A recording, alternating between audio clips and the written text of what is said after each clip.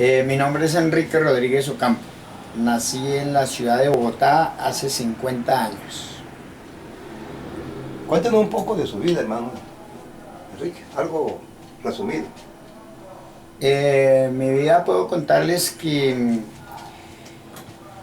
pues desde mi niñez tuve un padre muy difícil, un hogar muy difícil, donde era un hombre que era mujeriego, un hombre sin Dios, sin ley. Y a causa de esto nací en un hogar muy difícil. Y desde allá, aún desde el vientre de mi padre, de mi madre, yo sufría el maltrato de mi padre porque él llegaba borracho a pegarle a mi mamá. Y pues recuerdo que yo tenía 4 años cuando mi papá le pegaba a mi mamá, le daba maltrato. Dentro de ese maltrato mi mamá me cuenta que ella tuvo 14 hijos, de los 14 hijos no quedamos sino 6 vivos porque mi papá mató a los otros 8. A uno los ahogó, a otros les pegaba tan duro que los mató, a otros los mató en el vientre de mi mamá. Entonces ya se pueden dar de cuenta la magnitud del problema, de la clase de hogar que tuve. Entonces por esa situación yo desde muy pequeño me fui de mi hogar. ¿Su papá vive todavía? No, mi papá murió hace ya muchos años. Hace muchos años murió. Después de grande, su papá, ¿usted tuvo relaciones con su papá, buenas relaciones, o cómo fue la relación cuando usted creció y se hizo hombre? Yo crecí, me fui de la casa y yo crecí con una venganza, con un odio, con un rencor. Y yo quería buscar a mi papá, pero nunca para felicitarlo por la crianza que me ha dado, sino yo quería ir a cobrar venganza. Yo quería ir y buscarlo y desquitarme, porque cada vez que iba a la casa veía a mi mamita con sus ojos negros, con sus piernas hinchadas de las palizas que mi papá le pegaba. Entonces yo tenía una venganza y yo precisamente por eso fue que caí tan a fondo en la delincuencia, porque yo quería aprender a manejar armas, quería ser una persona notada para que él me respetara, porque tenía odio contra él, contra el mundo, contra la sociedad. Y después de muchos años, de los 8 años me preparé y a los 16 años fui a quitarle la vida. Pero era tanto el miedo que él me había infundido desde pequeño que el día que fui a matarlo, apenas lo vi fue salir, fue corriendo y me dio miedo y gracias a Dios que no permitió que yo me murara las manos con sangre de mi padre, porque eso ante la Biblia es un pecado muy terrible y Dios no permitió. Pero nunca más lo volví a ver, nunca jamás volví a saber de él porque mi mamá se separó de él, mi madre se separó de él y ella lo dejó cuando apenas el último hijo salió de la casa, ella lo dejó porque viviera por los hijos. Ya. Otra pregunta, hermano. ¿Su mami qué sucedió con ella? Mi madre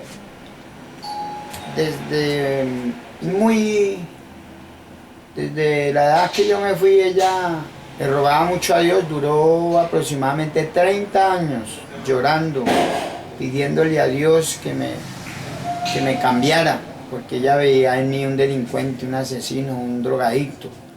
Entonces ella toda la vida se la pasó fue sufriendo y llorando y orando por mí para que yo cambiara mi vida. Pero entonces ella se fue a una invasión por allá en Ciudad Bolívar y empezó a vivir en un lote de invasión y ahí nosotros, todos los hermanos, todos los hijos vivimos con ella. Como mi madre siempre fue una buena madre, todos le ayudábamos cuando se fue del lado de mi papá y gracias a Dios aún Ortica en 2013 ella tiene 88 años, todavía está viva y ella aceptó al Señor Jesucristo, ella es bautizada, ella es una cristiana y si viene el Señor, ella se va con el Señor porque ella vio la obra que Dios hizo en mi vida. ¿Todavía está viva? Y está viva, tiene 88 ¿Cuántos hermanos años. eran cuando se fue con ellos? Cuando Usted se fue a vivir con ella, o sea, cuando se fueron allá a la invasión. Nosotros quedamos seis hijos. Sí. De los hijos todos 6, a uno que murió hace poco, pero quedamos 5 todavía. 5 y hijos. todos buenos hijos con mi mamá. Toda la viejita todavía está viva porque ¿Cuántos en el Evangelio? ya ahorita vemos 11, incluidos mis hermanos, nietos, sobrinos. Hay 11, conmigo 12. Estamos en el Evangelio, yo fui el primero que entré a los caminos del Señor. Y ya vemos 12 en el Evangelio. 12 hermanos en el Evangelio. Ya. Una cosa, hermano. Después de que usted se crió, ¿cómo llegó usted a la drogadicción? Bueno, eso la persona que es drogadita, unos de una forma, otros de otra forma, pero en mi caso, yo a los 8 años comencé la droga. ¿Por qué? Porque yo me fui de mi casa y preciso, en vez de haberme recogido una familia, un hogar, a mí me recogían unos delincuentes, unos drogaditos. Entonces yo empecé a llorar de tristeza porque mi papá de pronto había matado a mi mamá. Y estando allá con esos muchachos, uno de ellos me dijo que fumara eso para que me quitara la tristeza y yo no quería, pero él me dijo que si no fumaba eso que no era hombre. Entonces yo le dije, no, yo soy hombre y cogí ese cigarrillo que me están dando y era un marihuano. Desde los 8 años comencé la marihuana, el alcohol, o sea, la cerveza, el aguardiente. Pero no era una persona entregada a la droga, sino que poco a poco me fue cogiendo. En la adolescencia ya quería probar algo más fuerte. Entonces ya me llegó el bazuco. Ya le echaba bazuco a la marihuana y ya así iba ya pepas, roren, mandran, lemon, ya iba metiendo perico, me iba inyectando. Y así poco a poco me fue porque el organismo lo que pasa es que cada vez exige algo más fuerte. Sí. Entonces la droga me fue cogiendo poco a poco. Pues como la droga va quemando las neuronas, entonces la persona va perdiendo como la voluntad y la droga es un demonio, es un espíritu que se le mete a la persona y la persona cree que es fácil probar la droga y todo, es muy fácil, pero es un engaño del diablo porque la droga poco a poco lo va cogiendo y eso es peor que el alimento, que la comida. La droga es una enfermedad. La persona que es drogadicta enseña al organismo a consumir y el día que le hace falta ya el organismo le exige. Sí. Cuando la persona va a echar a salir hacia atrás ya no puede porque el organismo se lo pide. Y en la palabra de Dios se cumple porque dice hay caminos que al hombre le parecen derechos pero su fin es camino de muerte. Y el camino del drogadicto es así. El fin es la muerte porque las personas mueren drogadas o por estar consumiendo droga mueren porque ya no resisten, ya la droga quiere cada vez algo más fuerte hasta que la persona pierde totalmente el conocimiento. Y el fondo de la droga, el que toca fondo en la droga es la locura, que eso fue lo que me pasó a mí. Yo consumí droga, yo toqué fondo porque la droga me poseyó, pero como ya no tenía plata, entonces empecé a meter pegante boxer, gasolina. Ya revolvían, iba a comprar bazuco, pero ya eso lo revolvían con harinas y con todo eso. Entonces, todo eso me fue quemando las neuronas. Y cuando yo me di cuenta estaba hablando solo. Además de eso, pues un día tuve un problema que me pegaron un tiro en la cabeza y como la bazuca, lo que es el bazuco y la cocaína da delirios de persecución, ataca el sistema nervioso, ataca el corazón. Entonces la persona cuando fuma eso, la persona se le altera el sistema nervioso, se le multiplican los sentidos. Entonces por eso dicen que esas personas viven embaladas, paniqueadas. Sí, sí, porque eso es un espíritu que se le mete, es el mismo demonio. Entonces cuando ya me dieron el tiro y yo con ese pánico, con ese trauma de persecución, entonces perdí el conocimiento, no supe yo durante mi vida, durante 2 años, duré 2 años loco sin saber quién era yo. ¿Perdido totalmente? Sí, donde no conocía quién era yo, duré sin bañarme, sin cambiarme, 2 años, donde sufrí maltrato, sufrí muchas puñaladas. O sea, esos son 2 años que usted no se recuerda. Que no recuerdo. O recuerdo, en los 2 años recuerdo era cuando estaba en sano juicio, que me despertaba por la mañana recién levantado y me miraba el estado como estaba y para no darme cuenta y mismo me ponía a consumir. O sea, para no aceptar la realidad como estaba. Porque me miraba y yo no creía que yo era. Entonces, para no aceptar la realidad de cómo yo estaba, entonces seguía consumiendo. Ajá. O sea, la droga tenía que estar dopado a todo momento. Ya el organismo ya me ha acostumbrado a estar en todo momento dopado.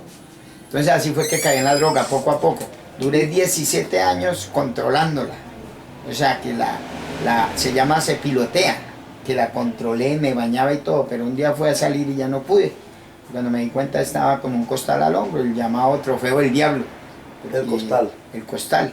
Terminé con un costal por las calles de Bogotá, hablando solo, tirándole piedra a los aviones, desnudo, donde olía feo, 2 años sin bañarme. Entonces esta fue la situación, porque para uno llegar a la droga, eso no es que la persona diga, no, ya la persona se volvió drogadito y ya está así con un costal de hoy a mañana. No, la persona se engaña y va poco a poco consumiendo. Hay muchas personas en los hogares que consumen droga y el papá y la mamá no saben, pero ellos ahí van consumiendo y ni siquiera ellos se dan de cuenta de que son drogaditos ya porque están consumiendo. Cuando ya van a salir ya es demasiado tarde porque no pueden, porque ya el organismo lo tienen acostumbrado a la droga. ¿Cómo fue ese despertar después de 2 años de estar metido completamente? Yo desperté después de 2 años, fue cuando a mí me pegaron 5 puñaladas en el cartucho. ¿Por qué me pegaron a mí estas puñaladas? Porque yo era una persona que ya no producía. Ajá. Yo vivía en un cartucho, en la olla más tétrica, más terrible, en el mismo infierno de Bogotá, en 1999, donde ya llevaba prácticamente 10 años en el cartucho, desechado. Y yo al principio le llevaba relojes, pistolas, bicicletas, cadenas, de todo le llevaba a los que venden el vicio, que los tales llamados jíbaros. Sí. Yo les llevaba y ellos me atendían bien y me daban mercancía y todo, hasta me fiaban. Pero después de que a mí me pegaron el tiro en la cabeza, yo perdí el conocimiento, duré 2 años sin saber quién era yo. Todos los mismos jíbaros, a lo que yo me acercaba a la esquina, porque sí sabía que tenía que consumir, me acercaba a la esquina, entonces el jíbaro, para que yo me fuera ligero, para que no se diera cuenta la policía que ahí estaban ellos, me dan una papeleta bazuco y me iba. Y así día tras día yo iba todos los días donde los jíbaros y me dan 7, 8 papeletas y con eso era que yo mantenía. Pero entonces ellos ya al ver la situación todos los días igual, entonces me mandaron matar, porque yo ya no producía. Entonces un día estando ahí botado en el piso durmiendo, yo dormía en el piso por ahí, un plástico, le dieron unas papeletas a otro vicioso para que me matara y fue y me propinó 5 puñaladas en el pecho. Cuando yo desperté fue en el hospital donde me sacaron una foto, del espacio y en esa foto del espacio yo salí, donde cuenta toda la narración que estuve 3 días muerto en la morgue y estando en la morgue entonces las personas me decían que esto era un milagro de Dios, que Dios tenía algo conmigo. Entonces acá traje la foto del espacio, acá está la foto donde salí con las puñaladas, donde pesaba 45 kilos. Cuando yo desperté en el hospital fue cuando ya me han medio desintoxicado, entonces fue cuando yo desperté de los 2 años que me di cuenta cómo estaba. Estaba en esta situación, ya me habían cortado el cabello, me habían hecho una entrevista, ya duré 3 meses en el hospital. En esos 3 meses volví y recobré el conocimiento, después de 2 años de no conocerme. Donde todavía vivía como dopado, vivía como si estuviera a todo momento intoxicado por la droga. Entonces ese fue el despertar después de 2 años de locura. ¿Usted llegó a la cárcel? ¿Cómo fue eso para llegar a la cárcel? Yo llegué muchas veces a la cárcel, desde los 14 años, como de los 8 años yo me fui de la casa. Entonces yo entré en una banda de delincuentes y a los 14 años me cogieron por primera vez por una correccional. Ajá. De ahí seguí cada ratico cayendo a correccionales, pero eso como era menor de edad casi no me tenían, porque eran hurtos sencillos. Pero a los 16 años yo entré en el sicariato, entré a ser sicario de Pablo Escobar y entonces Por medio de eso, los mismos que nos habían contratado, contrataron a otros sicarios para que nos mataran, mataron a mis amigos y a mí me dieron captura y me culparon que yo había matado a mis amigos y a los 18 años entré a la cárcel de la Modelo, o sea, ya de mayores por primera vez. Pero salí de la cárcel totalmente peor por la bazuca. Salí a los 28 meses donde no me pudieron probar nada. Pero ya salí a robar y ahí caí a la cárcel, volvía. Cuando llegué al cartucho, de entrada y salía de la cárcel, de entrada y salía, ya la cárcel era mi casa. Pero nunca había tenido un canazo o una condena larga. Siempre eran la más larga fueron 28 meses. El resto eran 7 meses, 5 meses, 4 meses, salía, de entrada. Pero entonces cuando yo ya estuve, el problema que tuve con aquel hombre que me pegó las puñaladas, cuando yo salí del hospital que recobré otra vez después de 2 años de estar en la locura, yo llegué al cartucho porque ya después de 3 meses me dijeron, ya, usted ya va de alta. Yo no me quería salir porque no tenía para dónde coger, pero me botaron en una ambulancia allá en el cartucho. Y yo llegué allá otra vez, cuando llegué, el que me había dado las puñaladas le dijeron que no me había matado, que me tenía que matar bien, porque por ahí estaba. Entonces él se vino con un cuchillo a matarme y yo de susto alcé una piedra, se la tiré y se la pegué en la cabeza y él cayó y se desnucó. Y me dieron captura ahí en el cartucho. Llegué a la cárcel y en la cárcel ya me hicieron una audiencia y en la audiencia la fiscal me buscó los antecedentes y se dio cuenta que yo tenía 16 entradas a la cárcel, desde muy pequeño, desde los 14 años pagando cana. Entonces desde ahí ya me dijo que yo era una bestia humana, que no me iba a dejar salir nunca de la cárcel, porque yo había hecho un homicidio agravado premeditado. Y me llamó de 40 a 60 años, donde me condenaron a 60 años, y de ahí yo me fui de sentencia anticipada y me quedó en 40 años. Y en esos 40 años fue donde yo ya llegué a la cárcel y ya pensaba que nunca iba a salir de la cárcel. Y allá fue donde empecé ya a consumir y peor mi situación. ¿Qué pasó en la cárcel? ¿Conoció el Evangelio? ¿Cómo fue eso de haber conocido el Evangelio en la cárcel? Yo llegué a la cárcel y cuando a los 5 meses me llegó la condena, que me quedó en firme, 40 años, entonces yo aterricé y me di cuenta de que sí era una realidad que estaba en la cárcel. Sí. Entonces yo fue a buscar a ver quién me hiciera el favor de matarme. Y empecé a buscar gente mala, gente que mataba a otro nomás por mirarlo, y yo les robaba las bicicletas, les robaba las grabadoras, les robaba las medias, lo que encontrara, los atracaba y todo en la cárcel. Pero entonces en la cárcel la gente me cogió, fue miedo. Y otros que eran asesinos ya me iban a matar y los otros decían, no, este man ha sido malo, sabe que no lo matemos, torturémoslo. Y me metían en una caneca con agua y me metían corriente en los testículos hasta que me desmayaba. Cuando yo despertaba estaba en un túnel donde habían ratas, estiércol y todo, donde cae todo, las aguas sucias. Duraba 2, 3 días allá. Cuando ya veían que me habían dado la dosis de tortura, me sacaban.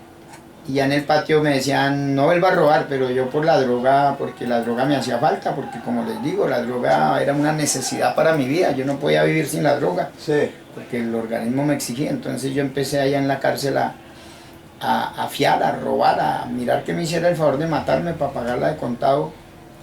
Pero entonces en esos días hubo un hombre que mató a otro por unas papeletas de bazuco y dijo, esto es para los que no pagan. Entonces yo dije, este es el que me va a hacer el favor de matarme. Entonces empecé a pedirle fiado, le fié 180.000 pesos.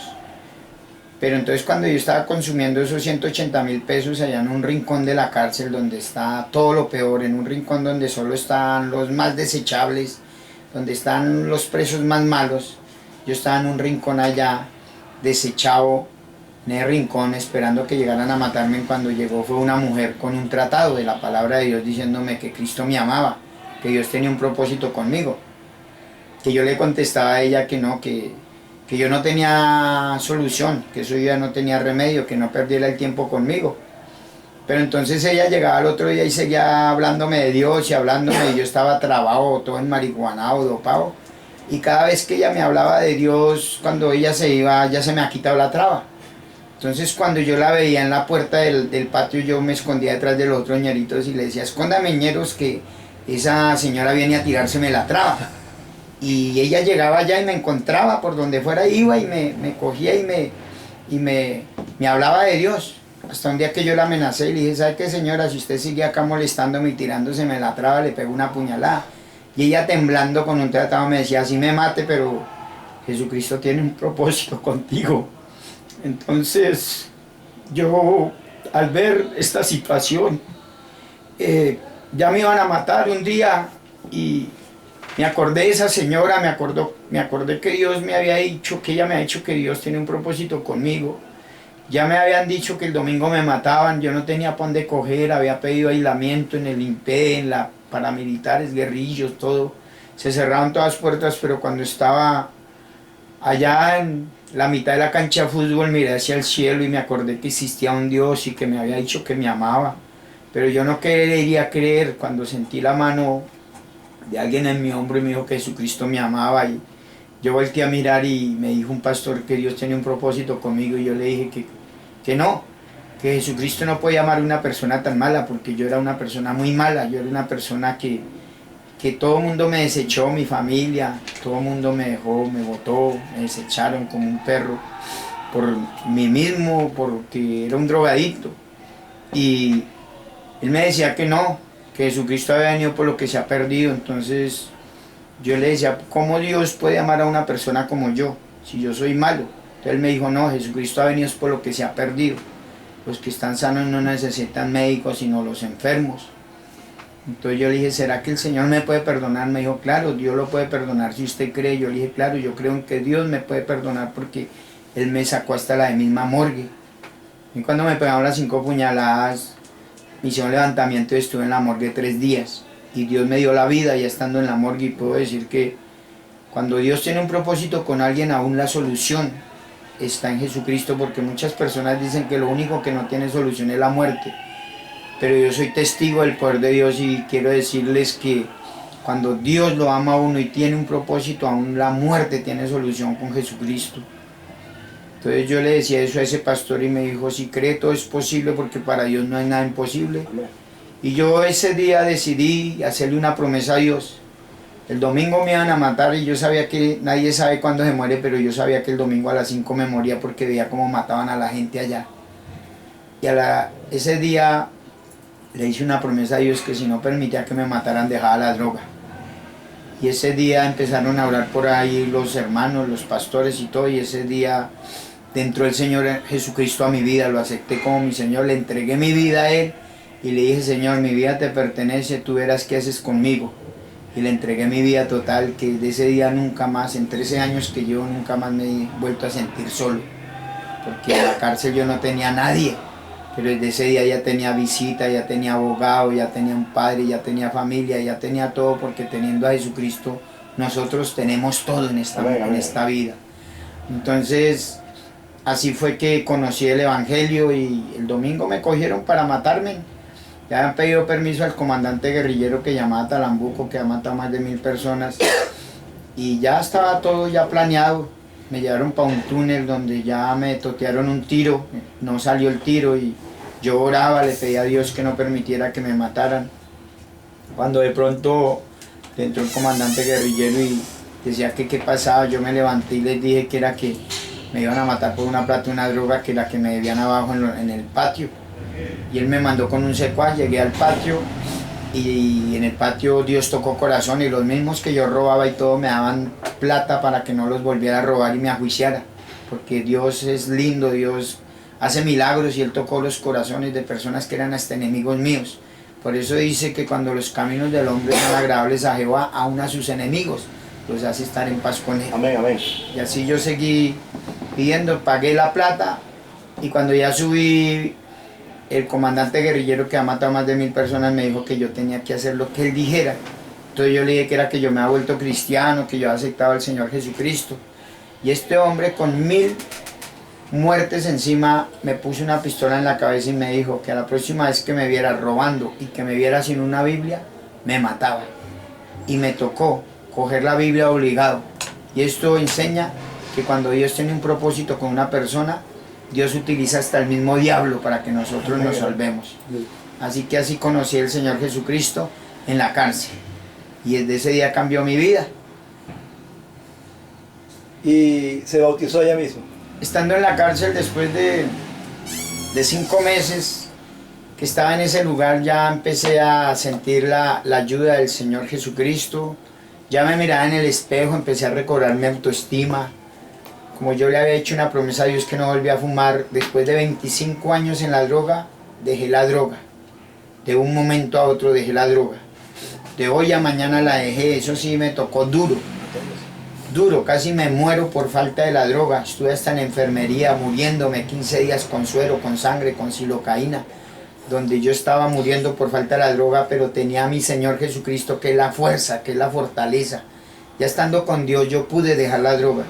A los 5 meses fui bautizado en el nombre del Señor Jesucristo, donde salí de la pila bautismal hablando en lenguas, donde fui sellado con el poder del Espíritu Santo.